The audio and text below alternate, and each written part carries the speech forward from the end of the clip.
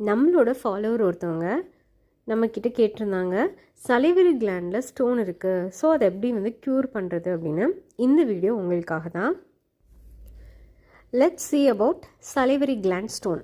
So salivary gland ஸ்டோனுக்கு இன்னொரு பேர், medical term என்ன அப்படின்னா சைலோலித்தியாசிஸ்.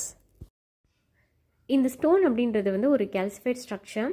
இது வந்து within the duct or parenchyma of major or minor salivary கிளாண்டில் வரலாம். மோஸ்ட் காமனாக வந்துட்டு சப்மாண்டிபுலர் கிளாண்டில் வந்துட்டு இந்த ஸ்டோன் வந்து அதிகமாக வரும். டோட்டலாக இருக்க மைனர் அண்ட் மேஜர் சலிவரி கிளாண்ட்ஸில் சப்மாண்டிபுலர் கிளாண்ட் மட்டும் 80 to 90% வந்துட்டு இந்த சைலோலித்தியாசிஸ்னால அஃபெக்ட் ஆகுது. ஈட்டியாலஜி, எதனால வந்துட்டு இந்த சலிவரி கிளாண்ட் ஸ்டோன் வந்து வருது? டீஹைட்ரேஷனால், சலைவரி ஃப்ளோ வந்துட்டு ரெடியூஸ் ஆகிறனால, mechanical obstruction, duct injury, infection, அதாவது க்ரானிக் சைலோடினைட்டிஸ், ஃப்ரீக்வெண்ட்டாக வந்துட்டு இன்ஃபெக்ட் ஆகிட்டே இருக்குது சலைவரி கிளாண்ட், அதனால கூட வரலாம். மெடிகேஷன்ஸ் காசிங் ஜெரஸ்டோமி, அதாவது dry mouth, like antihistamines and anticholinergics and metabolic disorders, increased calcium. These are the reasons for sialolithiasis. Salivary gland ஸ்டோனில் என்ன தான் இருக்கும், அதோட காம்போசிஷன் என்ன அப்படின்னா, மெயினாக வந்துட்டு கால்சியம் பாஸ்பேட் இதான் வந்துட்டு ரொம்ப அதிகமாக இருக்கும். And calcium carbonate, organic matrix like mucin, bacteria and sell debris, இது எல்லாமே வந்துட்டு இந்த சலிவரி கிளாண்ட் ஸ்டோனில் இருக்கும்.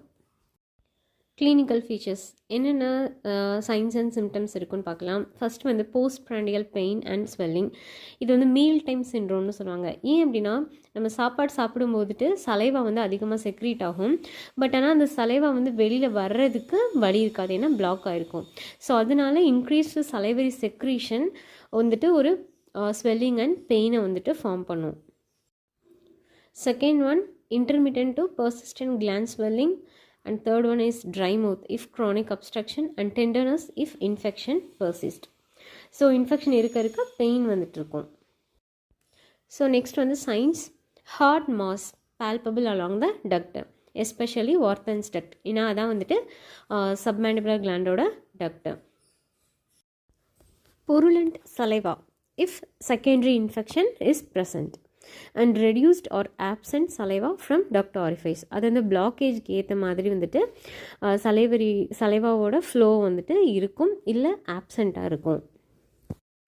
Clinical examination, palpation of duct, மோஸ்ட்டாக வந்து சப்மாண்டிபுலர் கிளாண்ட் தான், அதுக்கு வந்து பைமானுவல் பால்பேஷன்.